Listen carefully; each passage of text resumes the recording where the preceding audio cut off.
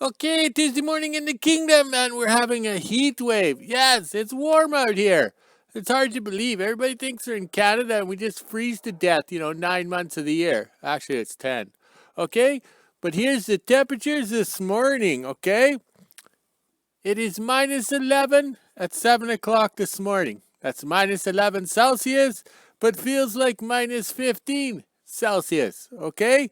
And for the USA, friends, 12 degrees, but feels like 5 degrees F.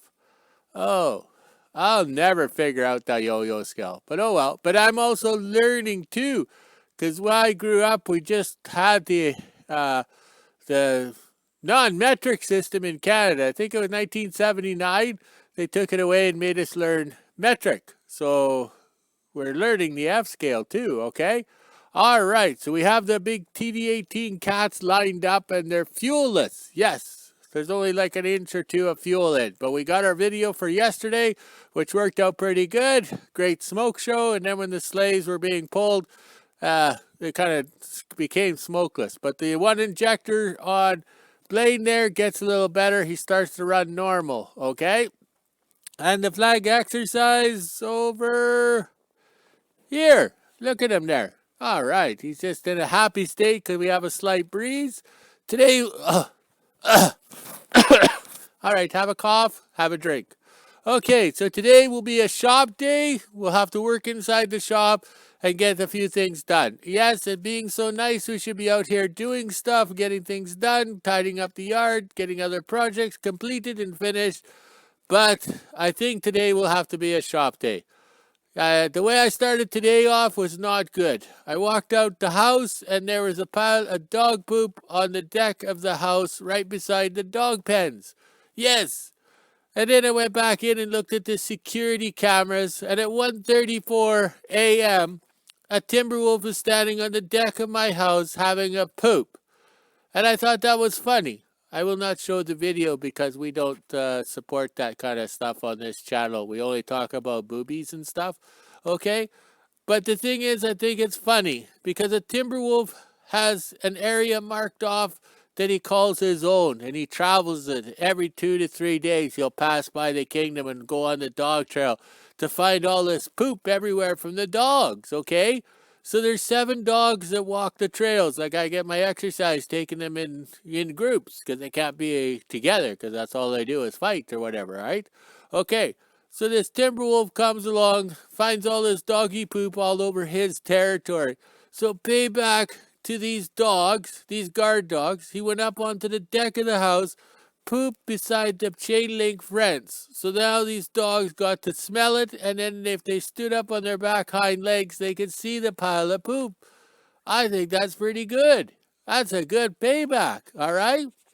I don't think it's the same as Johnny Depp and his little woman there, Heather or something? The big court channel challenge or whatever. I don't know what she was doing, pooping on his bed. That's not very nice. But I think she was a little strange, like my first ex-wife, all right? Okay, so now everybody's concerned. Oh, I have a timber wolf pooping on the deck of my house. Well, it's called nature. And you want a timber wolf. You want a lone timber wolf to protect this area, okay?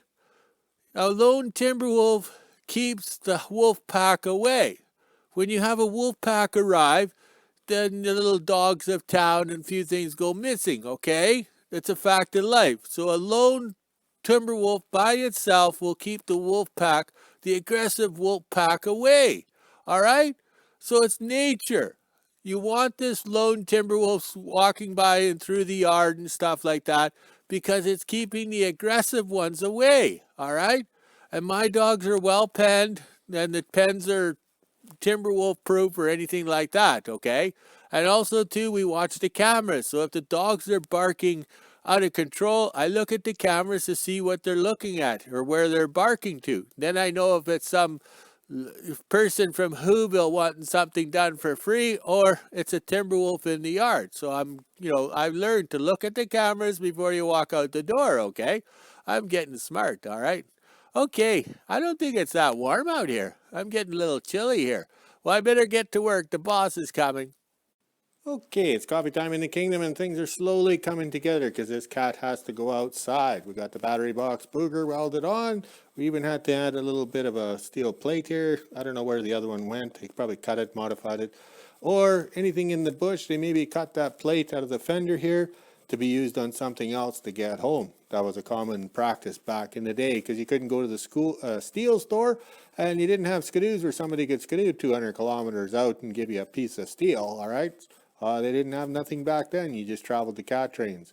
Okay, so down here, one of the joys of the cat not being cleaned off when it came in the shop, all the snow melted, created ice. So now we're trying to thaw out the doors to get them open. But we also salted them pretty good when we closed the doors. So we're in good shape, I guess.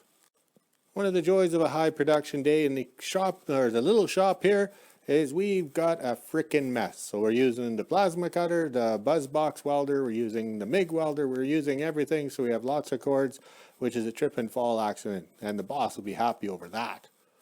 Okay, with us not going anywhere for the last 3 years and the cat not being used in the bush on drill sites and such, we've decided to make the quick coupler block heater changed out to be just a normal block heater. So we tucked it up in here and we joined the hoses in, which is a no-no for us, but I'm not wasting time in draining the antifreeze to put all new lines on.